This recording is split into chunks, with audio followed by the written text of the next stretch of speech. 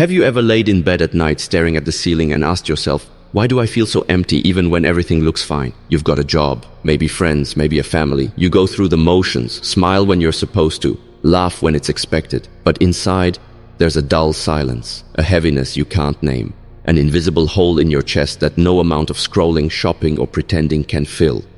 Let's stop running from it. Let's face it. Because that feeling, that emptiness, is not a flaw in you. It's not weakness, it's not brokenness, it's a signal, a message from deep inside telling you that something's off, something real is missing. And until you acknowledge it, it's going to keep showing up louder and louder. Maybe you've been asking the wrong questions. What's wrong with me? Why can't I just be happy? Why do I feel numb even when I should feel excited? But what if the answer isn't in fixing yourself? What if the answer is in finding yourself again? This video isn't about temporary motivation. It's about deep transformation. It's about identifying the real reasons you feel disconnected, unfulfilled, and emotionally flat, and giving you powerful steps to reconnect with your purpose, your truth, and your life. In this video, we'll break down why your day-to-day life may be stealing your inner peace without you realizing it, the invisible habits that feed your emptiness instead of healing it, how emotional numbness is often a product of abandoning your own voice, and most importantly, how to fix it, how to rebuild a life that fills your spirit again, piece by piece, moment by moment. Because here's the truth, you're not alone. And you're not beyond repair. The world teaches you to ignore your soul, to chase distractions, to measure your worth by likes and labels. But none of those things will fill what's empty inside. What will? Clarity, honesty, purpose, connection, action. That's what we're about to uncover, together. So if you've been drifting, feeling lost in a sea of routines, silently aching for something more, stay with this video. Let it speak to the parts of you that haven't heard your own voice in a long time. You don't have to figure it all out right now, but you do have to be willing to look within. The emptiness you feel isn't the end. It's the beginning of coming back to life, the beginning of choosing you. Let's begin the journey. The hidden weight you carry every day, you wake up and there's a heaviness in your chest. Not pain, not exhaustion, just emptiness. You go through the motions, brush your teeth, check your phone, maybe even smile for the people around you. But inside, it's quiet, numb, like something is missing and you can't name it. You're not alone in this. Many people feel this hidden weight daily and don't talk about it. They laugh on the outside and ache on the inside. But here's the truth. Emptiness isn't caused by having nothing. It's caused by being disconnected from something meaningful. When we lose sight of what truly matters, we start to feel hollow. You may be working a job that drains your soul, or maybe you're scrolling for hours trying to feel something, anything. You might even have people around you, yet feel utterly alone. Why? Because your inner life, the part of you that feels purpose, love, joy, is being neglected. You've been running on autopilot, surviving instead of living. And the first step to healing this emptiness is acknowledging that you're out of alignment. Your habits, your environment, your thoughts, they're no longer feeding your spirit. You've been giving pieces of yourself away without replenishing what you need. So ask yourself, when was the last time you did something just because it filled your soul? When did you last feel excited about the future? If your answer is, I don't remember, then it's time to make a change. The weight you carry doesn't have to stay. It's not who you are. It's a sign, an invitation to reconnect with the things that make you feel alive again. The lies you've been told about happiness. You've been told that success will fix you, that if you get the car, the house, the relationship, or the career, you'll finally feel whole. But what happens when you get those things and still feel empty? That's the cruel trick society plays. It teaches you to chase external milestones and ignore your internal truth. It convinces you that happiness is something out there, not something within you. But here's what they don't tell you. True happiness is built, not bought. It's constructed through daily actions that align with who you really are, not who the world expects you to be. The emptiness you feel isn't failure, it's feedback. It's your soul's way of saying, hey, we're off track. We're chasing things that don't nourish us. You've been living for validation, for appearance, for the illusion of control, and it's left you disconnected from what's real. Start asking better questions. What makes me feel alive? What values do I actually believe in? Am I living according to my truth or someone else's expectations? This is not about quitting your job or giving up everything. It's about realigning your daily life with the things that matter. It's about remembering that your soul doesn't want a luxury car. It wants purpose. It doesn't crave likes. It craves connection. It doesn't want to be seen. It wants to be understood. Fixing the emptiness begins by rejecting the lies you've been sold and rewriting your own definition of happiness. When you abandon yourself, emptiness moves in. You might not even realize it, but somewhere along the way, you stopped showing up for yourself. You started saying yes when you meant no. You tolerated disrespect. You dimmed your light so others could shine. And little by little, you abandoned the parts of yourself that made you feel whole. That's how emptiness sneaks in. Not all at once, but slowly. Through self-neglect, broken boundaries, and a lack of self-worth. You convinced yourself you didn't matter, and now the silence inside feels unbearable. But here's the truth. You can't feel full if you're constantly pouring into everyone but yourself. You can't heal by pretending everything's fine when your spirit is starving for attention. Self-abandonment is not just about what you do, it's also about what you tolerate. The toxic friendships, the dead-end routines, the endless scrolling, all of these are forms of escape, not healing. It's time to come back to yourself. Start keeping small promises to yourself. Set boundaries, even if they make others uncomfortable. Speak your truth, even when it shakes your voice. Because when you begin to honor yourself, something beautiful happens. You remember your worth, you reclaim your peace, and slowly, the emptiness starts to dissolve. You are not broken. You've just been ignoring the one person who needs your love the most, you. How disconnection from purpose feeds emptiness. Let's talk about purpose, not in the grand mystical sense, but in the real everyday sense. Purpose doesn't always come from a life-changing mission. Sometimes it comes from simply knowing why you wake up in the morning. When you feel empty, it's often because you've lost that why. You're stuck in routines that drain you. You're busy, but not fulfilled. And that disconnection creates a spiritual vacuum. Purpose is not about being famous or changing the world. It's about living in alignment with your values. It's about doing things that make you feel like your life has meaning, even in the smallest actions. Are you creating? Are you helping someone? Are you growing in any area of your life? These are questions that point you back to purpose. And when you start living with intention, even in simple ways, the emptiness starts to fade. Why? Because you're no longer drifting, you're directing. You're no longer numb, you're engaged. You're no longer lost, you're becoming aligned. If you've been feeling empty, ask yourself, what small act could bring me closer to purpose today? Maybe it's journaling, maybe it's reaching out to someone, maybe it's pursuing a dream you've been putting off. Don't wait for clarity, create it. Don't wait for purpose, start walking toward it. Even the smallest step matters. The dangerous silence of ignored emotions. One of the greatest reasons we feel empty is because we've silenced our own emotions for too long. You were taught to be strong, move on, don't cry, and just deal with it.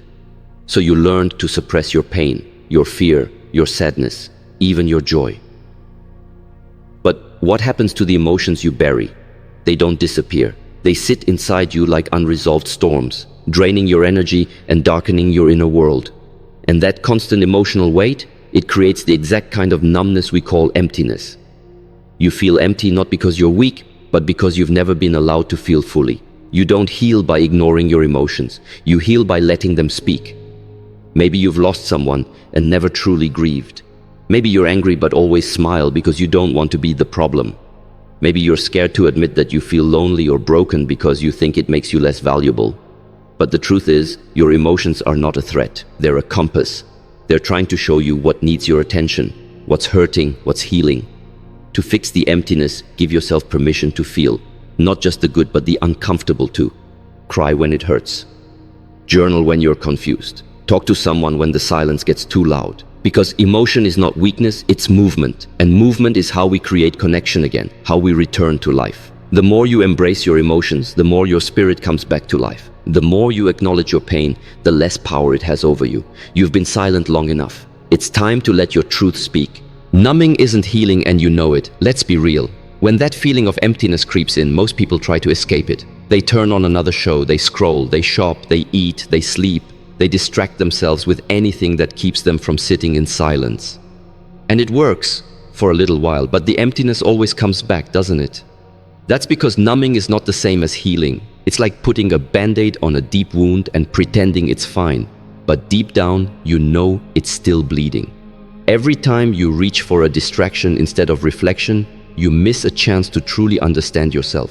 And the longer you do that, the more disconnected you become from your values, your voice, your vision, You're not lazy, you're not broken, you're just tired of feeling so much and not knowing what to do with it, so you numb.